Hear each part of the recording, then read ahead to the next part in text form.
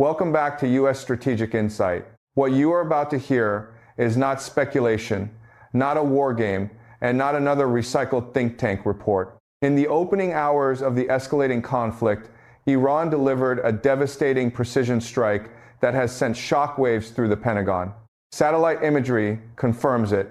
The critical AN/TPY-2 radar, the multi-hundred-million-dollar eye of America's THAAD missile defense system at Jordan's Muwafiq Salti Air Base, lies in ruins. Debris scattered across the desert floor, the once powerful radar blackened and destroyed. This was no minor hit. This was Iran taking out a key pillar of the United States' $1.2 billion regional radar and missile defense network in a single humiliating blow. Jordan has now been placed on full red alert. Bases are scrambling, civilian areas are on edge. And in Washington, senior defense officials are in full panic mode, rushing emergency replacement plans while trying desperately to downplay the damage to the public. This single strike didn't just destroy expensive hardware. It punched a massive hole in America's much-vaunted missile shield across the Middle East, the very system designed to protect Israel, Jordan, and U.S. forces from Iranian ballistic missiles. How did a sanctioned nation manage to blind one of the most advanced early warning radars on the planet using far cheaper weapons? Why was this high-value THAAD asset left so exposed at Muwafiq Salti? What does the destruction of this radar mean for Jordan's security and the safety of American troops stationed there? And most importantly, can the United States quickly repair this breach, or has Iran just exposed a fatal vulnerability in America's entire missile defense architecture that will take years and billions more to fix? Tonight, we are going to tear apart exactly how Iran executed this precision strike, the true scale of the $1.2 billion damage, why Jordan is now on red alert, and the cascading panic spreading through the Pentagon and allied capitals. This is not just another tactical setback. This is a strategic rupture with enormous implications for the balance of power in the Middle East. If you want the kind of unfiltered, in-depth analysis that mainstream outlets are too afraid to provide, hit that like button right now, subscribe, and turn on notifications. Your support keeps this channel independent. To fully grasp why the destruction of this single radar at Jordan's Muwafiq Salti Air Base is such a serious blow, we first need to understand what the THAAD system actually is and why its AN/TPY-2 radar represents such an extraordinarily high-value asset. THAAD, or Terminal High Altitude Area Defense, is America's premier ground-based missile defense system designed to intercept incoming ballistic missiles during their terminal phase, the final moments of flight as they descend toward their targets. Unlike lower-tier systems such as Patriot, which primarily engage threats inside the atmosphere at shorter ranges, THAAD specializes in high-altitude intercepts, often at altitudes between 100 and 150 kilometers near the edge of space. This allows it to neutralize threats before they can deploy decoys or maneuver effectively in the final descent. At the heart of every THAAD battery sits the AN/TPY-2 radar, a powerful, transportable X-band active electronically scanned array system manufactured by Raytheon. This radar is far more than just a sensor. It functions as the eyes and brain of the entire operation. In its terminal mode, the AN/TPY-2 detects, tracks, classifies, and discriminates ballistic missile warheads from decoys with exceptional precision. It then provides real-time fire control data directly to THAAD interceptors, guiding them to kinetic, hit-to-kill collisions at hypersonic speeds. The radar's capabilities are formidable. Operating in the X-band frequency range, it can detect and track threats at ranges up to 3,000 kilometers, depending on the mode and target size. It features roughly 25,000 individual transmit/receive modules, giving it the ability to form narrow, high-resolution beams that excel at distinguishing real warheads from clutter or countermeasures. Beyond supporting THAAD directly, the AN/TPY-2 can also cue other systems in the broader missile defense network, including Patriot batteries, extending the overall battle space, and improving layered defense coordination. Now consider the real-world value. A complete THAAD battery typically costs around $1 billion, but the AN/TPY-2 radar itself accounts for a massive portion of that investment, with estimates ranging from $300 million to nearly $500 million, or even higher when including support equipment, power systems, and integration packages. Only a limited number of these radars exist worldwide, roughly 13 to 20 units in total across U.S. and allied forces. Producing and deploying a replacement is not a quick process. It involves years of manufacturing, testing, and integration due to the sophisticated gallium nitride technology and complex phased array architecture. When we talk about Iran destroying a key component of America's $1.2 billion regional radar and missile defense network, we are not exaggerating. This strike did not just damage one expensive piece of hardware. It temporarily blinded a critical early warning and fire control node that protects vast airspace across Jordan, Israel, and U.S. forward bases in the Gulf. Without this radar's long-range detection and precise tracking, the entire layered defense architecture loses situational awareness and response speed. This vulnerability becomes even more significant when you realize how few of these high-end sensors America has available to spread across multiple theaters. Losing even one creates immediate gaps that cannot be instantly filled. If you want me to break down exactly how Iran managed to penetrate and destroy this heavily defended $1.2 billion THAAD radar, despite all its advanced protections, drop yes in the comments right now and make sure you're subscribed to the channel.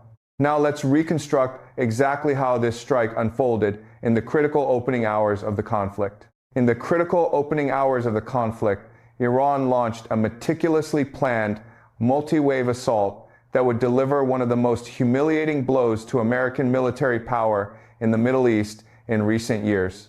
At Jordan's Muwafaq Salti Air Base, the crown jewel of the forward-deployed THAAD system stood ready, its massive AN/TPY-2 radar quietly scanning the horizon, feeding critical data into America's layered missile defense network. This was supposed to be a fortress. Instead, it became a target. Iran did not come with a single dramatic missile.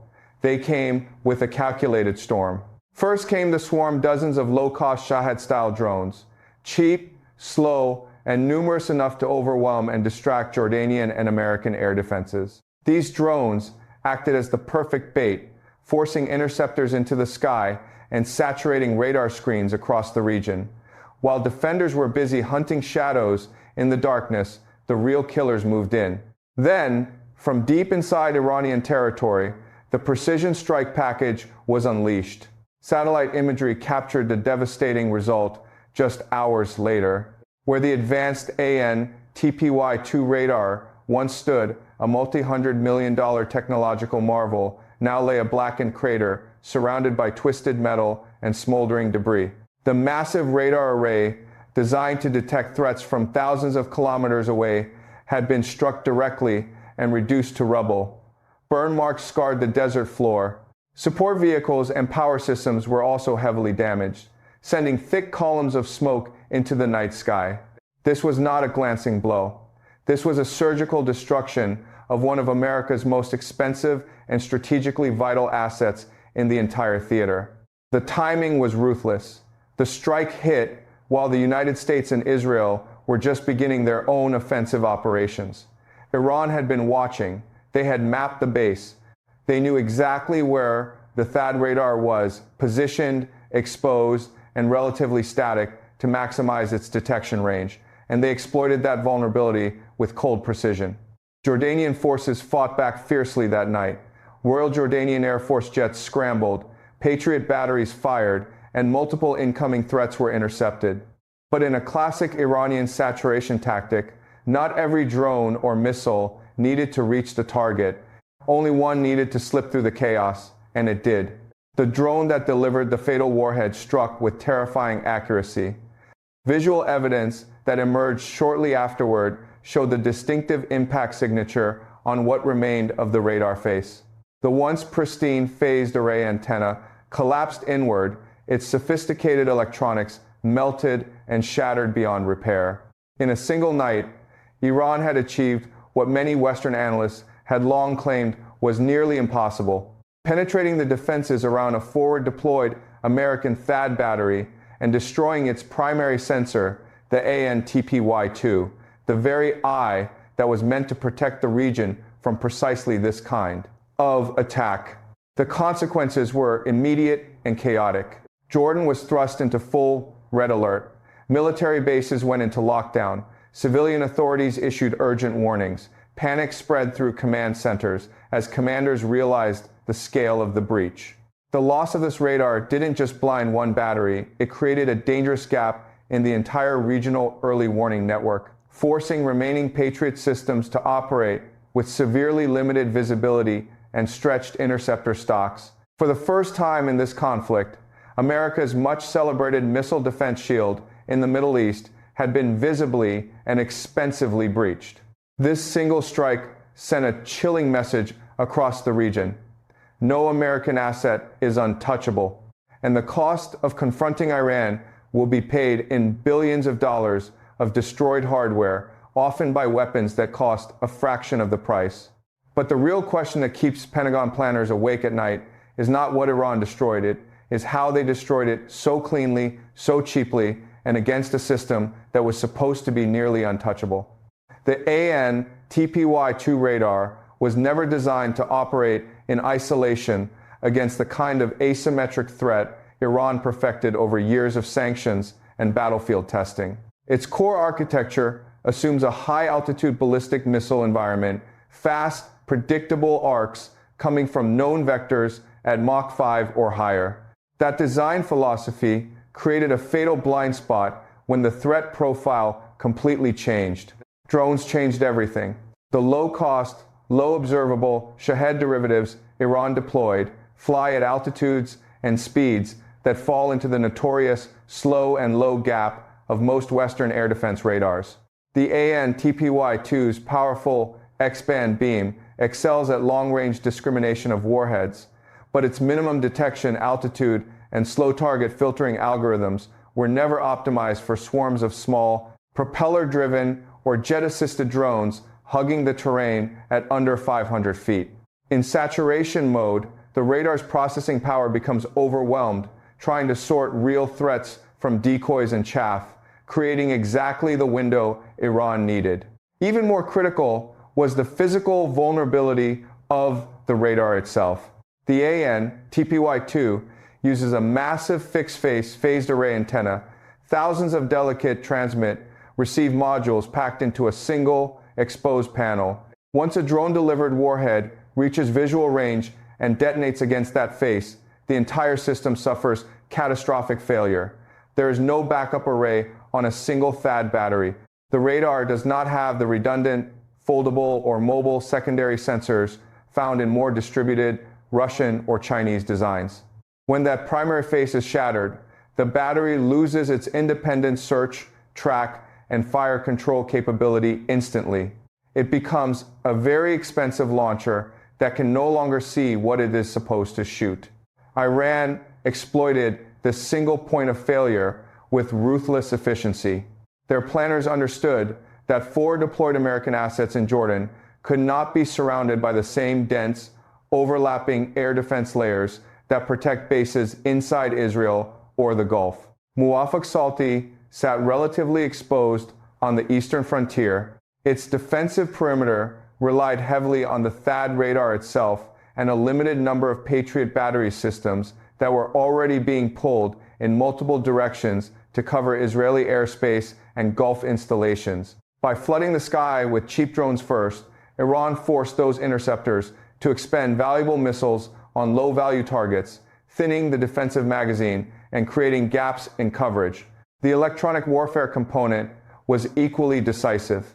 Iranian forces layered in selective GPS jamming and spoofing across the approach corridor, degrading the precision of Jordanian and American command and control links. This forced defenders into manual mode at the worst possible moment, exactly when the real strike package was inbound. Years of experience testing against American systems in the Persian Gulf had taught Tehran exactly which frequencies and waveforms would create the most confusion without triggering full-spectrum alerts. Perhaps the most humiliating aspect was the cost asymmetry. Iran spent an estimated few $100,000 on the entire strike package, a handful of drones, and one precision-guided munition. In return, they removed roughly $400 million of irreplaceable American radar capability from the battlefield. That ratio is not an accident. It is the direct result of Iran treating drone warfare as a strategic industry, while the United States continued to invest in exquisite, high-cost platforms that were never stress-tested against this exact scenario. Western intelligence had repeatedly downplayed Iran's ability to integrate commercial satellite imagery, long-endurance reconnaissance drones, and real-time targeting updates into a coherent strike chain. They assumed Iran still operated with 1980s-level precision. That assumption died in the smoke rising from Muwafaq Salti. The strike was not lucky. It was the culmination of over a decade of iterative development. Reverse engineering captured American systems, field testing in Syria and Iraq, and building a doctrine that turns America's own technological sophistication into a liability. The operational deployment of the THAAD battery itself compounded the problem. To achieve maximum detection range across the region, the radar had to be positioned in a relatively static, elevated configuration with its face pointed outward. That configuration sacrificed mobility for performance, the very mobility that might have allowed the system to displace under threat. Iran simply waited for the moment when the radar was locked in place and then hit it before it could be repositioned or reinforced. This success reveals a deeper doctrinal flaw in American missile defense thinking. For 20 years, the Pentagon has bet on technological superiority and layered systems that assume the enemy will play by the same rules, expensive missiles against expensive missiles. Iran rewrote the rules. They turned the sky into a numbers game and proved that quantity, surprise, and low-cost attrition can defeat quality when the quality is concentrated in a single, fragile node. The implications are already rippling through every U.S. command center in the region. Replacing that radar will take months, not days. Reconfiguring the entire defensive posture to account for this new drone saturation reality will take years and billions more. And every ally watching from Riyadh to Tel Aviv is now asking the same uncomfortable question. If Iran can do this to a forward THAAD battery in Jordan, what else have we overestimated? The destruction of the AN/TPY-2 radar at Muwafaq Salti Air Base did not end with smoke and debris in the desert. Within hours, the shockwaves began tearing through Jordan's command structure and Israel's entire defensive calculations. For Jordan, the impact was immediate and existential. The kingdom suddenly found itself thrust into full red alert status across its entire eastern and northern sectors. Military bases went into lockdown.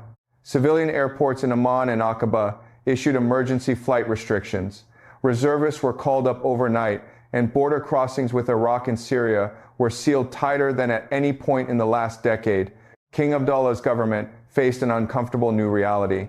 The American shield that had provided a sense of strategic depth had just been punched through on Jordanian soil. The loss of the THAAD radar created a dangerous blind spot in Jordan's eastern airspace. Previously, the AN/TPY-2 had offered early detection of ballistic threats originating from deep inside Iran, giving Jordanian and American forces precious extra minutes to coordinate intercepts. Without it, the burden shifted almost entirely onto shorter-range Patriot batteries and aging Hawk systems. These systems now operate with reduced warning time and must cover a much larger volume of sky with fewer interceptors.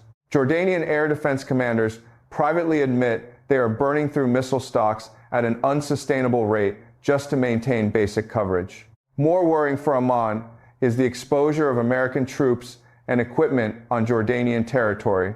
The Muwafaq Salti base, which hosts over 60 U.S. combat aircraft and hundreds of American personnel, is no longer just a forward operating hub. It has become a visible target. Iranian state media has already labeled it a legitimate military objective, raising the specter of follow-on strikes. Jordanian officials are now caught between two impossible pressures: the need to protect their own sovereignty and the fear of being drawn deeper into a conflict they never wanted to host on their soil. For Israel, the consequences are even more severe and strategically destabilizing. The THAAD radar in Jordan had served as a critical forward early warning node for Israel's multi-layered defense architecture. It extended the detection envelope significantly to the east, allowing Israeli Arrow and David Sling systems to receive queuing data earlier and engage incoming threats with greater efficiency. With that node now offline, Israel's Air Defense Command must compensate by pulling resources from other sectors or operating with compressed reaction times.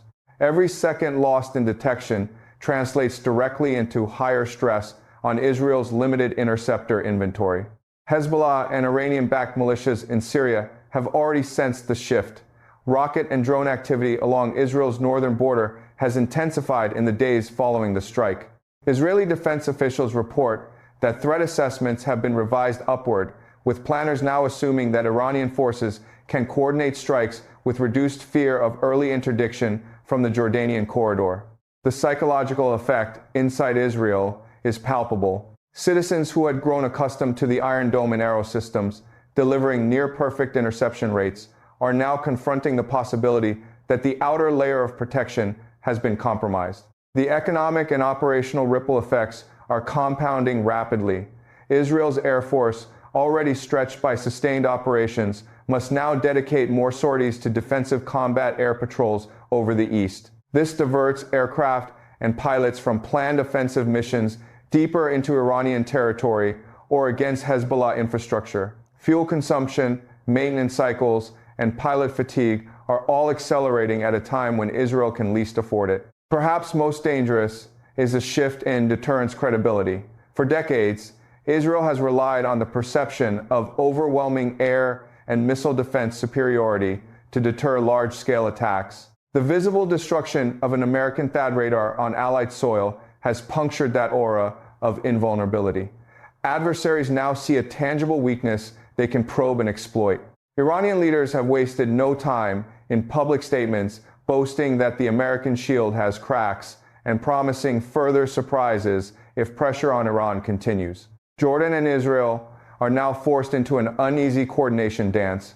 Amman is quietly requesting accelerated delivery of additional Patriot interceptors and mobile radar units from the United States, while Jerusalem is pressing Washington for emergency technical assistance to restore. While Jordan scrambled into red alert and Israel recalculated its defensive lines, the real earthquake was hitting Washington.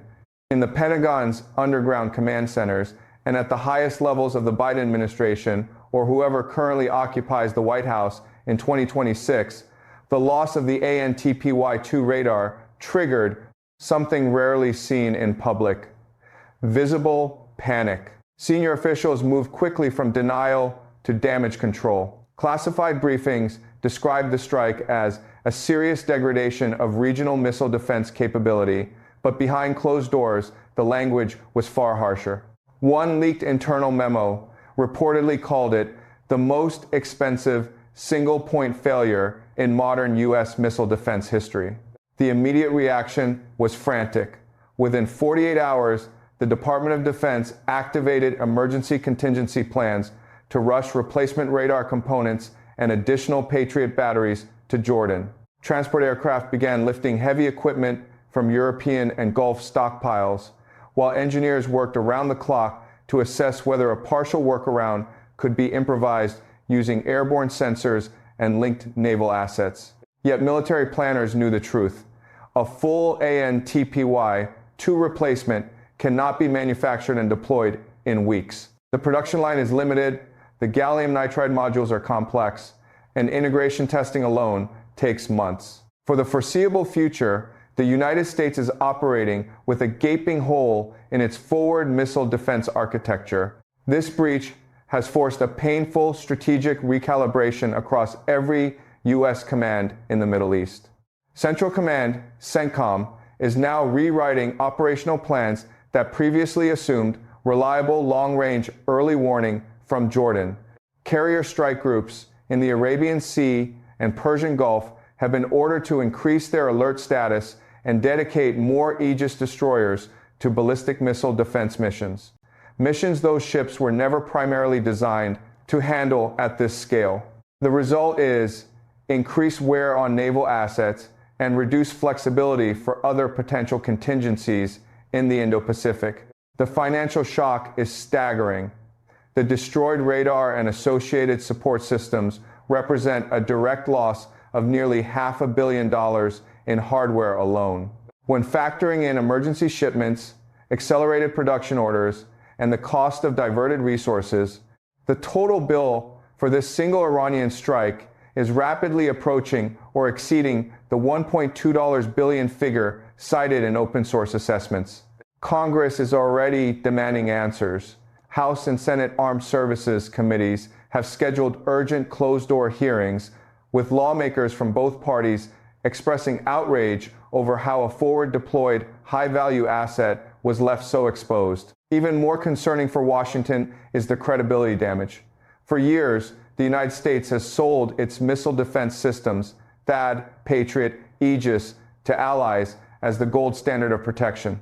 Saudi Arabia, the UAE, and other Gulf partners who have invested heavily in American equipment are now quietly questioning the real-world effectiveness of those systems against determined Iranian saturation tactics. Back-channel communications between Riyadh, Abu Dhabi, and Washington have reportedly grown tense, with some Gulf leaders hinting at the need for diversified defense partnerships if American guarantees continue to prove fragile. The psychological impact inside the U.S. defense establishment runs deep. For 2 decades, American strategy has rested on the assumption of technological overmatch, that superior sensors, networks, and interceptors would always prevail. The Muwaffaq Salti strike shattered that illusion in one night. It demonstrated that a sanctioned adversary using relatively inexpensive drones and precision munitions could neutralize a critical node in America's most advanced missile shield. This realization is forcing a fundamental rethink of force posture, basing strategy, and investment priorities. Pentagon analysts are now urgently studying how to make future deployments more resilient. Proposals include dispersing radar assets across multiple, smaller, mobile platforms, integrating more airborne and space-based sensors, and developing rapid response surge radar units that can be airlifted into theater within days rather than months. All of these solutions, however, come with massive price tags and will take years to implement at scale. In the short term, the United States must fight with the vulnerabilities it currently has. The political fallout is equally dangerous. The administration faces growing pressure from hawkish lawmakers who demand direct retaliation against Iranian assets, while more cautious voices warn that escalation could drag America into a wider regional war at a time when domestic priorities and the China challenge demand attention. Public confidence in U.S. military superiority, already strained by years of inconclusive conflicts, is taking another hit as images of the blackened radar site circulate globally. This single event has also complicated America's broader deterrence posture. Adversaries from Beijing to Moscow are watching closely. If Iran can successfully strike and disable a forward THAAD radar with limited resources, what message does that send about the vulnerability of other high-value U.S. assets worldwide? The precedent is dangerous, and the learning curve for America's competitors will be steep. In the end, the destruction of the $1.2 billion radar network did far more than remove one piece of hardware from the battlefield. It exposed the fragility of America's entire missile defense philosophy in an era of proliferating cheap drone and missile technology. Washington is now in damage control mode, racing to patch a hole that cannot be quickly closed while trying to reassure nervous allies that American power remains dominant. Yet, the uncomfortable truth spreading through the corridors of the Pentagon is this: the rules of the game have changed, and Iran has just forced the United States to play catch-up in a domain it once believed it owned. Now, we will examine the wider strategic implications of this shift and whether America can truly restore its missile defense dominance in the Middle East. The destruction of America's $1.2 billion THAAD radar network in Jordan is not merely a tactical setback. It marks a profound strategic turning point in the character of modern warfare. For the first time in decades, a regional power under heavy sanctions has demonstrated that it can dismantle a core pillar of U.S. missile defense using weapons that cost a tiny fraction of the target they destroyed. This single strike has rewritten the cost-benefit equation of high-tech conflict. Expensive, exquisite systems like THAAD were built under the assumption that the enemy would always be forced to play by America's rules of engagement. Iran has proven that assumption obsolete. By combining saturation, drone swarms, precision munitions, and clever exploitation of radar vulnerabilities, Tehran has shown that quantity, creativity, and attrition can overcome quality when the quality is concentrated in fragile, high-value nodes. This event sends a clear signal to every defense ministry on Earth. The era of unchallenged American technological dominance in missile defense is ending. Russia and China are already studying the lessons with intense professional interest. Beijing, in particular, will accelerate its own drone and hypersonic programs, knowing that America's forward bases in the Western Pacific could face similar saturation attacks. Moscow will integrate these tactics into its planning for potential European contingencies. Even smaller actors from North Korea to non-state groups now see a proven pathway to neutralize vastly superior opponents without matching them dollar for dollar. For the United States, the implications reach far beyond the Middle East. The Pentagon must now confront the reality that its entire forward defense posture, built around a limited number of extremely expensive sensors and interceptors, contains systemic vulnerabilities that adversaries can exploit at relatively low cost. This will demand a fundamental architectural shift away from a few gold-plated platforms toward more distributed, resilient, and affordable systems. Such a transformation will be enormously expensive and politically difficult, requiring years of investment at a time when U.S. defense budgets already face competing global demands.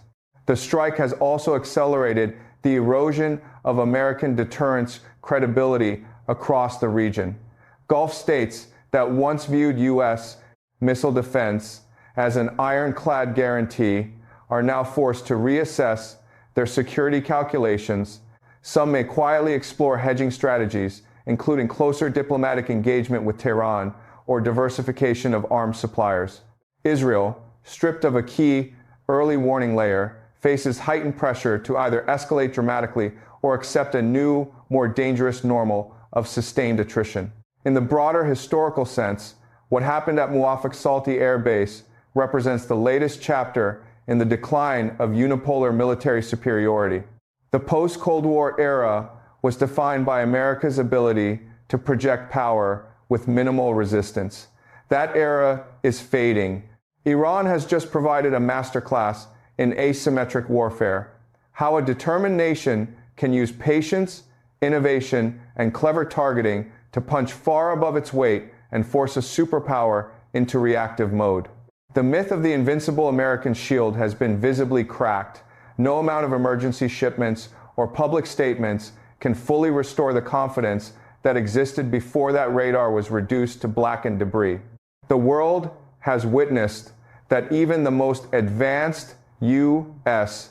systems can be blinded and destroyed when an adversary masters the new rules of the electromagnetic and drone battlefield. As this conflict continues to unfold, one truth stands above all others. The balance of power in the Middle East has shifted in ways that will not be easily reversed. Iran has established itself as a formidable actor capable of imposing serious costs on American and Israeli strategy. The United States and its allies must now adapt to a more contested, more dangerous environment where technological superiority alone is no longer sufficient. The F-35S may still fly and the carriers may still sail, but the era in which America could rely on expensive hardware to guarantee unchallenged dominance is coming to an end, one destroyed radar at a time. If this analysis has exposed realities that mainstream media refuses to discuss openly, then it is time for you to take action. Hit the like button right now if you believe this kind of honest, in-depth breakdown matters. Subscribe and turn on notifications so you never miss the truth behind the headlines.